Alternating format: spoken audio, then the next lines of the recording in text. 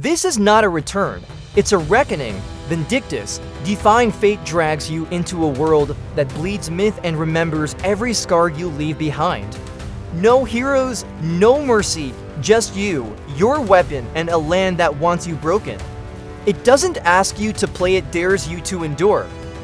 Vindictus, Defying Fate, the dark fantasy reboot we didn't know we needed. There's a storm coming, one forged in steel, blood, and myth. And it's called Vindictus, Defying Fate. Launching this June, Vindictus, Defying Fate reinvents the cult classic MM with a new identity, cinematic, brutal, and deeply atmospheric.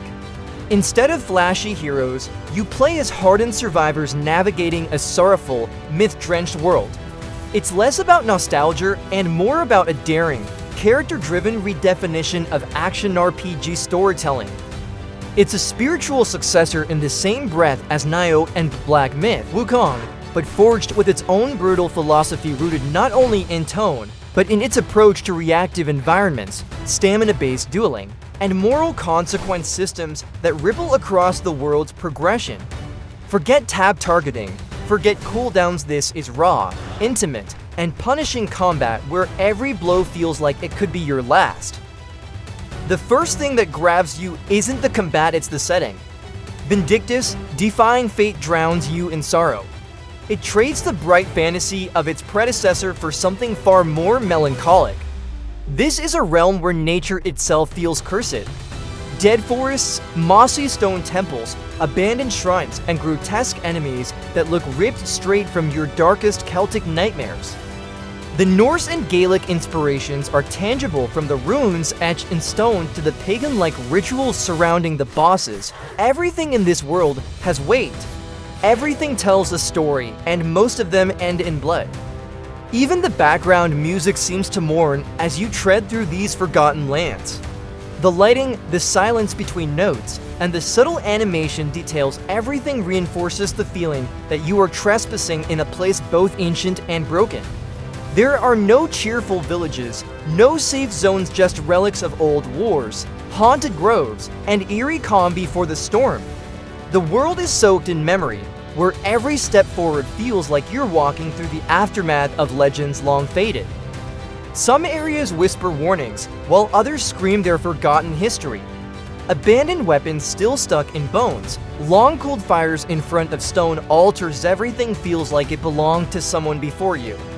These spaces don't just hint at a past, they confront you with it.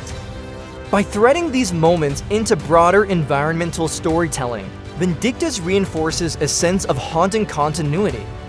This isn't just a place to explore, it's a graveyard of choices, victories, and regrets, woven seamlessly into the world's design, daring you to reckon with what came before as you push forward.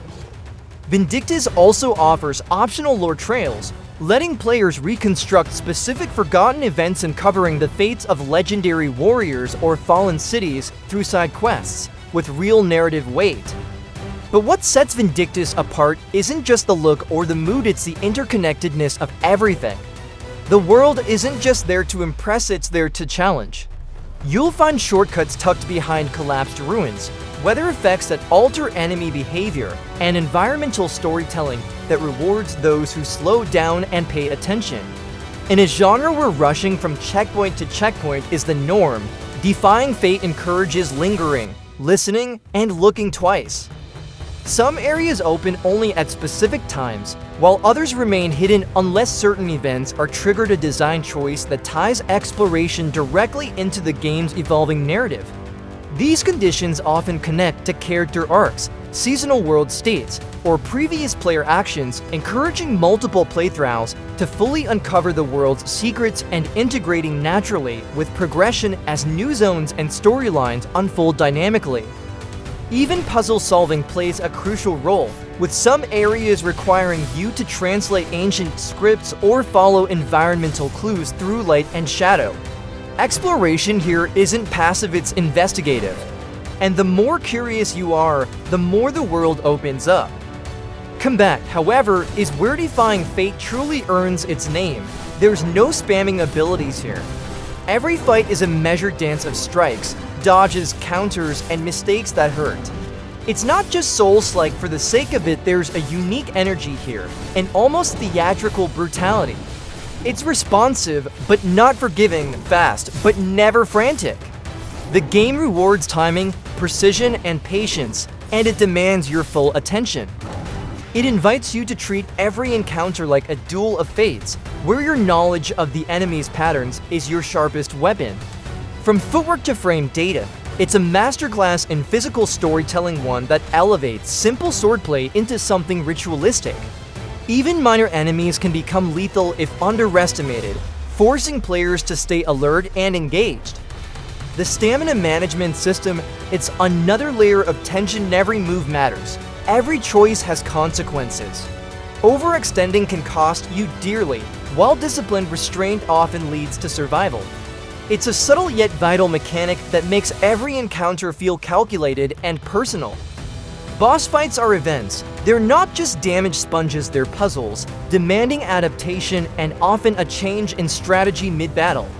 Some may require you to break parts of their armor, others may call for environmental awareness, like using collapsing terrain to your advantage or baiting attacks near explosive traps. One memorable encounter pits you against the Hollow Warden, a blind sentinel who detects movement through sound. To defeat him, players must remain still at key moments and use environmental cues like bells and shattered urns to manipulate his path. It's not just a fight, it's a performance of deception and precision. The game challenges you to not only survive, but to perform. Later in the game, you'll face a beast called the Crowned Rot, a corrupted forest king whose decay transforms the arena mid-fight. As the battle drags on, the terrain blackens, roots twist into hazards, and poison seeps from every surface. You're not just fighting a monster, you're fighting the environment he's warping with every breath.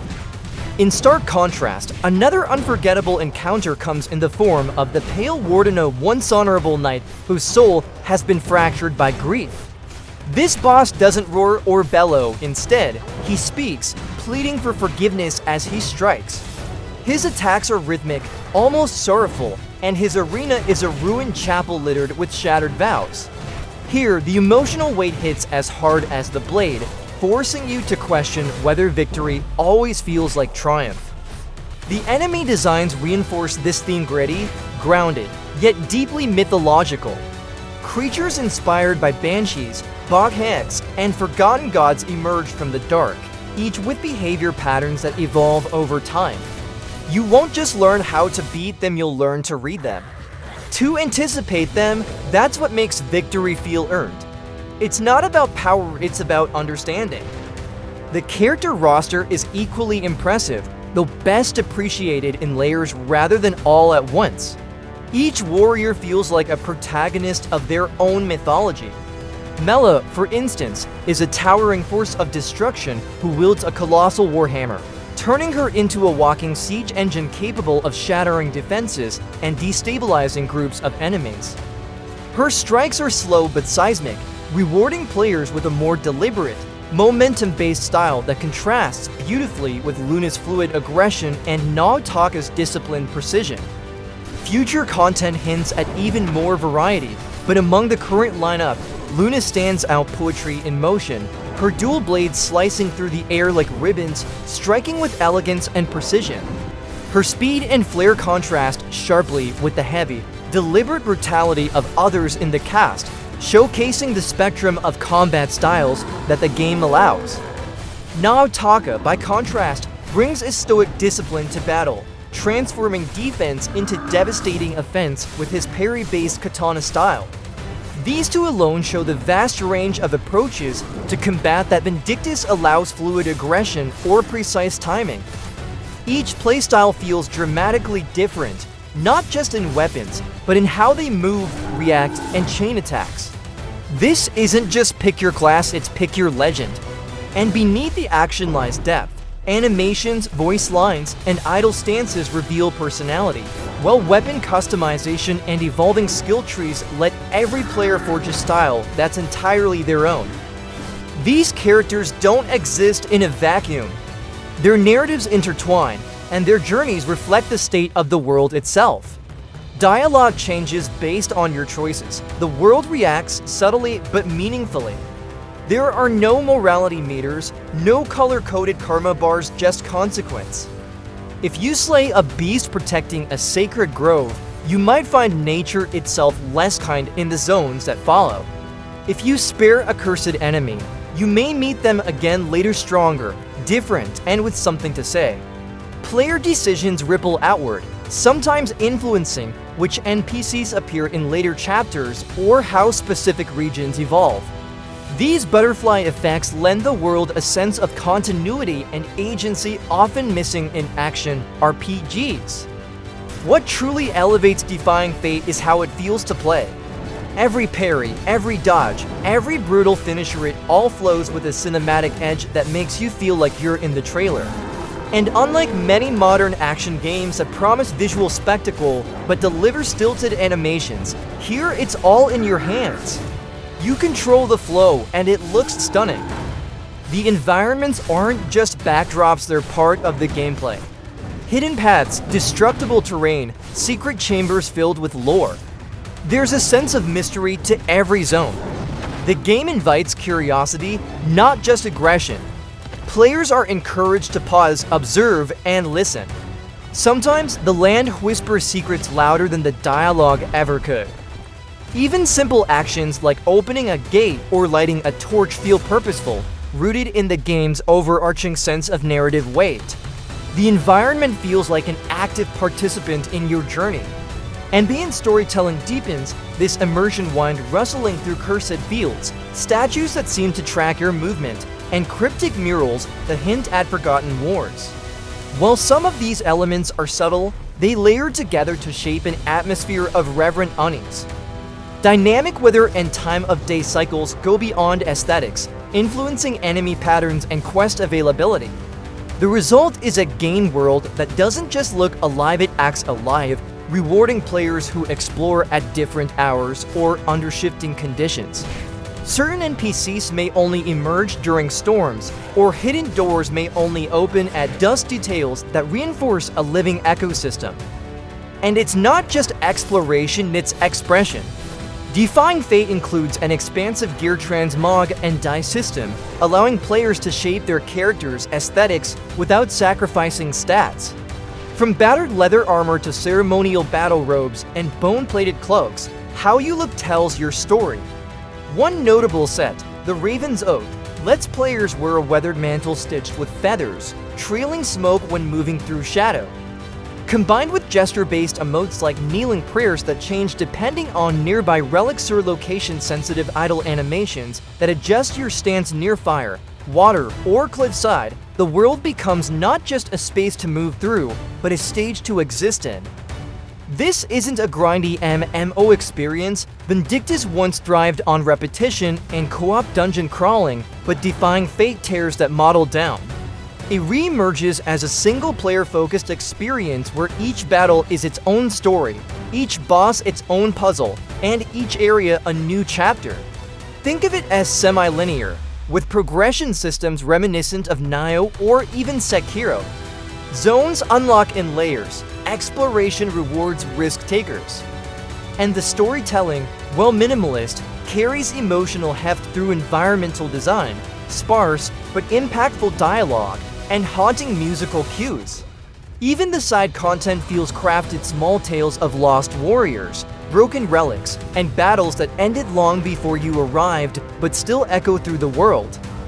Lore notes, audio cues, and fleeting visions hint at a deeper lore tapestry that fans will no doubt obsess over.